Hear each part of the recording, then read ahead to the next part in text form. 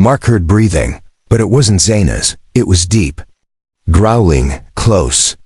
And it was coming from just outside the wooden shack. The fire inside crackled. Shadows danced on the walls. Zaina sat upright now, alert, her purple skin pale and wet with sweat. Mark whispered, "What is it?" Zaina's voice was quiet. "A shadow hunter, one of ours." Mark gripped the fire poker tighter. "Yours?" She nodded. "They don't speak. They don't think. They track." A loud knock hit the back wall of the shack. Not a hand. Not a fist. It was metal. Thump. Then another. Thump. Mark looked at the door. "I didn't lock it." Zaina slowly reached toward the pile where her damaged armor lay. Her hand hovered above a glowing piece. The energy blade. Mark hissed, "Can you even fight like this?" Zaina didn't answer. The door creaked. Then silence. Mark held his breath. Seconds passed. Maybe a minute. Nothing. Then crash. The entire roof tore open. A creature dropped inside twice Mark's size, armored in black scales with long claws and glowing red eyes. Zaina screamed, "Run!" Mark swung the poker, hitting the creature's side. It did nothing. The hunter knocked him across the shack like a rag doll. Wood shattered. Mark slammed into the wall, dazed. The hunter turned to Zaina. She struggled to stand, gripping the energy. "Blade, I am not yours anymore," she shouted. The hunter didn't care. It raised its arm, and from its palm, a long spike slid out with a hiss. Zaina charged. The blade met the spike. Mid-air sparks flew. The shack burned behind them as Mark crawled toward his backpack, pulling out the small signal jammer he used while hiking. It wasn't much, but maybe it could stop the hunter's signal. He turned it on. The hunter paused. It twitched. Its eyes blinked fast, disoriented. Zaina stabbed. The blade pierced the hunter's side. It let out a roar, grabbed her by the throat, and threw her across the room. She slammed into the wall, coughing blood. Mark shouted, "Zaina!" The hunter turned to him now, slow, silent. Its red eyes locked onto his. Mark stood, holding only a stick of fire and shaking legs. He whispered, "Come on then." Just before the hunter could strike, Zaina appeared behind it, grabbing her chest plate. She slammed it onto the hunter's back. "Eat this." The armor piece exploded in sparks. Zaina had overcharged it. The blast threw all three of them across the shack. When the smoke cleared, the hunter was gone. Burned tracks led out through the broken wall and into the dark woods. Zaina lay beside Mark, barely breathing. He looked at her. "Are you okay?" She nodded slowly. "He'll be back, and next time, he won't miss." Mark stared into the forest, the wind howling through the trees. He had saved her life, but now he was part of something bigger. Something deadly. Mark woke up choking on smoke. The shack was on fire. Wood cracked. Flames licked the ceiling. The blast from last night's fight had turned everything into a burning mess. "Zaina!" he shouted, coughing. He looked around. She wasn't beside him. Then he saw her outside, on her knees, in the ash and mud. Her skin was covered in soot. Her hands trembled as she held something, her broken energy blade. Mark ran to her. "Zaina! We have to go. The fire." She looked up. Her silver eyes glowed, but there were tears on her cheeks. "It's not just one hunter," she said quietly. "They sent a whole pack." Mark froze. "How many?" Zaina stared at the trees. "3, maybe 4. "They're coming here?" "No," she said. "They're already here." Suddenly crack. A laser beam hit the tree beside them. Bark exploded. Mark grabbed Zaina's arm. "Run!" They sprinted into the woods, smoke behind them, the sound of crashing branches all around. Something moved fast through the trees, silent, tall, armored. One of the hunters. Zaina turned and fired with her damaged weapon. The beam hit but barely. Slowed it down. Mark grabbed a rock and threw it, not to hurt the hunter, but to draw it away. The hunter turned its head. Eyes red and glowing. It charged Mark. Zaina screamed, "Nitrogen monoxide." Mark ran. He jumped over a log, slipped in the mud, and rolled down a hill. The hunter followed, fast and deadly. At the bottom, Mark grabbed a stick, a sharp one, and held it up just as the hunter leapt at him. The stick jabbed into its chest. It didn't stop. It only snarled. Mark thought he was going to die. Then dash boom. Zaina appeared, slamming a glowing metal plate into the back of the hunter's neck.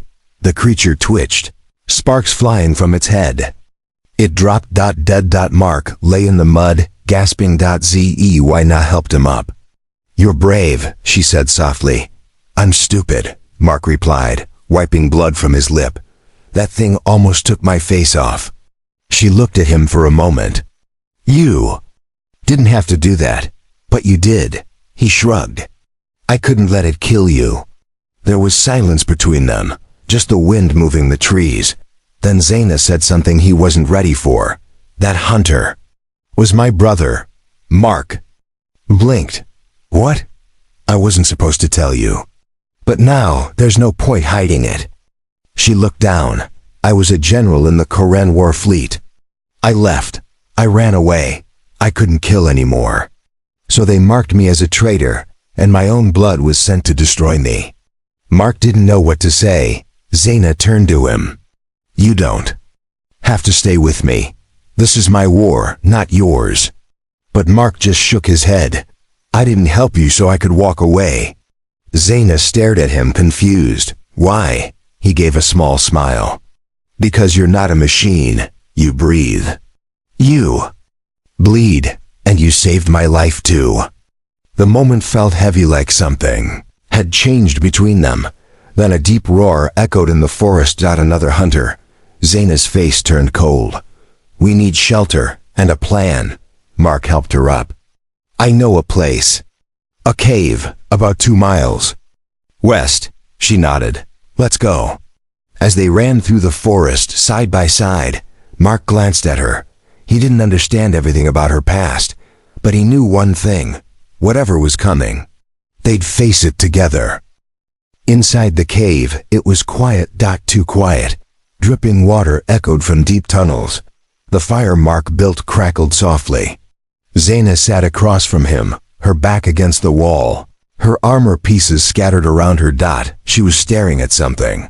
A small photo Mark had shown her earlier.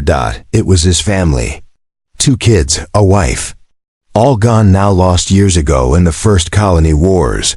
Zaina didn't say anything for a long time. Then, finally, her voice broke the silence. "I had a daughter once." Mark looked up, surprised. "You never told me that." Zaina's eyes glowed faintly, reflecting the firelight. "I was made for battle, born to fight. But one day, during a ground invasion, I met someone. He was a translator, soft-spoken. He treated me like I was more than a soldier." She smiled sadly. "I hid the pregnancy. My people would have taken the child. They don't allow weakness." Mark leaned forward, listening closely.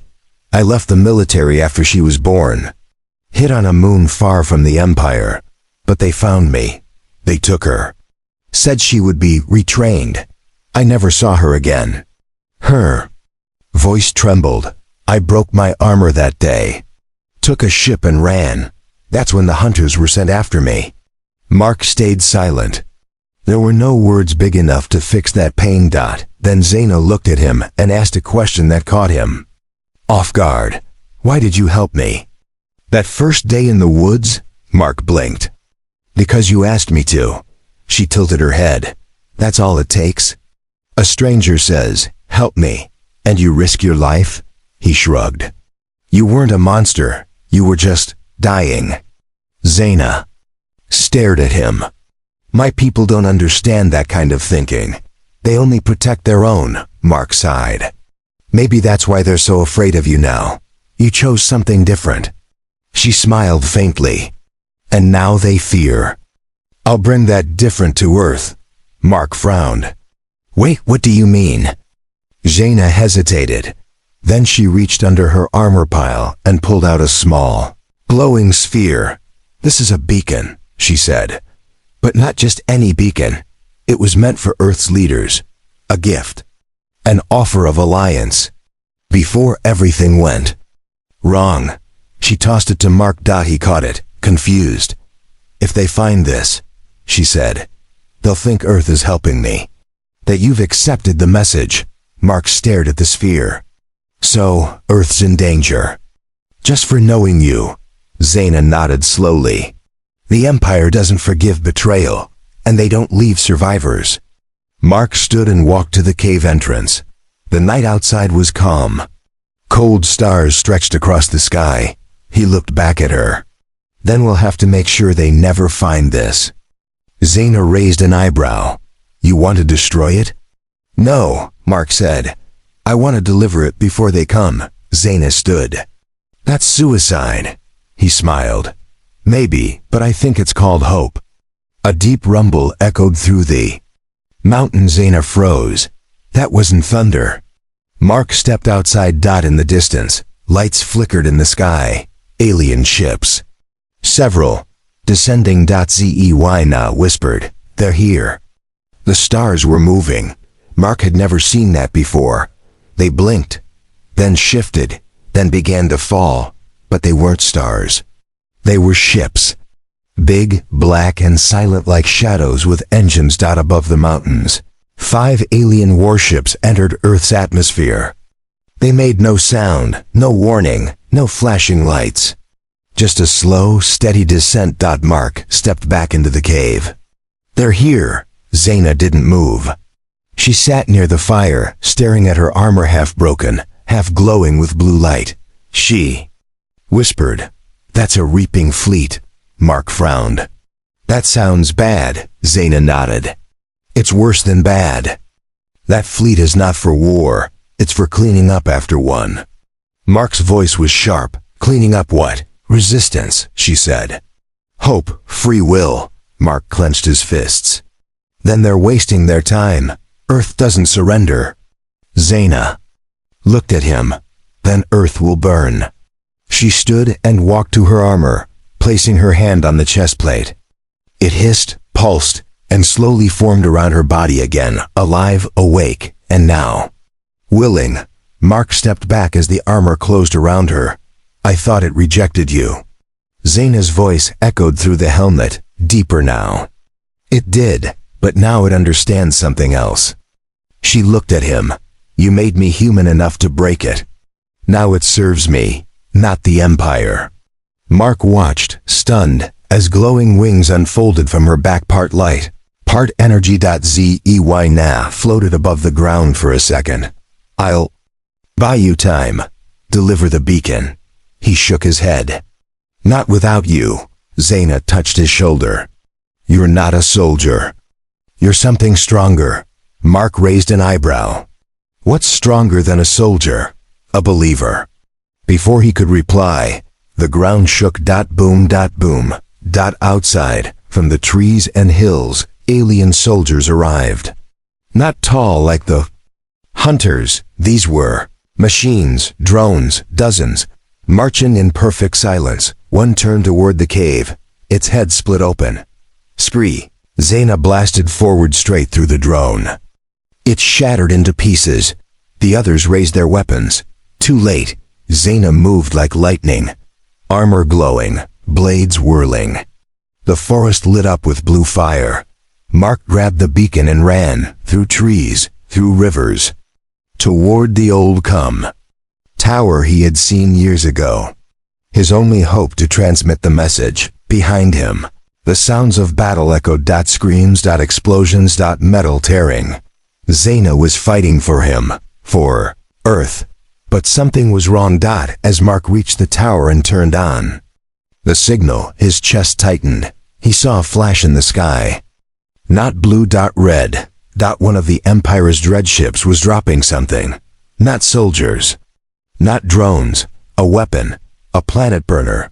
Zaina had seen it too. She turned midair, blood on her lips, armor cracked, eyes burning. She whispered, They're going to erase the planet. Mark screamed into the tower mic, This is Earth, we're under attack. We have an alien fugitive who can help. Please anyone respond. Static dot then. Copy, Earth transmission. Please repeat. Hope, but not enough time. Zaina hovered above the trees, staring at the falling red light. The planet burner would ignite the upper atmosphere. Mark. She said through the COMM. He looked up. What, if I lose control? If the armor takes me again? Mark's eyes watered. Don't say that. You know what to do. Then she flew straight into the sky, toward the falling bomb, alone. She was no longer falling. She was flying faster than she had ever moved in her life. Above her, the sky had turned red. The planet burner glowed like a dying sun, falling slow but sure toward Earth's atmosphere. One touch, and the planet would burn in silence, below her. Mark. Her reason for flying. Zaina pushed her armor beyond the limits. Energy cracked from her back like lightning. Her helmet showed warnings. Hardcore stressed. Mental override detected. Failsafe. Arming. The armor wanted to stop, but she didn't. Zaina whispered to herself, I was made to destroy. But I choose to protect. Then. The voice returned. Not hers, not Mark's. The armor spoke. You are no longer a soldier. You are becoming something new. Zaina's eyes glowed pure white. She reached the falling bomb and slammed into it, but it didn't break. It pushed her back. She screamed and grabbed the metal sphere with both hands. Heat scorched her suit. Skin burned underneath. Back on the ground, Mark stood at the tower, watching through binoculars. He saw her, just a spark of blue and white against the red sky. He held the beacon close. The signal was live. A dozen unknown voices were now talking, but all he cared about was the one voice missing. Come on, Zaina, he whispered. You can do this. Suddenly, boom. The planet burner exploded in midair, miles above Earth. A shockwave ripped across the sky like a flash of daylight. But no sound came, just silence and falling blue light. Zaina was gone. Mark collapsed too. His knees, he couldn't breathe. No. Then something fell from the sky. A shape. Small. Glowing. He ran. Smoke filled the forest again. Then there she was. Zaina, lying in a crater of ashen light. Her armor was gone, all of it. She was bare, pale purple skin glowing faintly. Scars across her arms. Her eyes closed. Mark dropped beside her, lifting her into his arms. Zaina? She didn't move. He held her close. Please, breathe. Then gasped. Her chest rose. Her eyes opened. And for the first time since he met her, she smiled without pain. I can breathe, she whispered. Without it. Tears ran down Mark's face. He laughed, cried, and held her tighter. Above them, in the sky, alien ships slowly turned. One by one, they left orbit. The message had been received. Empire had been warned. Zaina wasn't a traitor. She was something stronger. She was free, and she wasn't alone.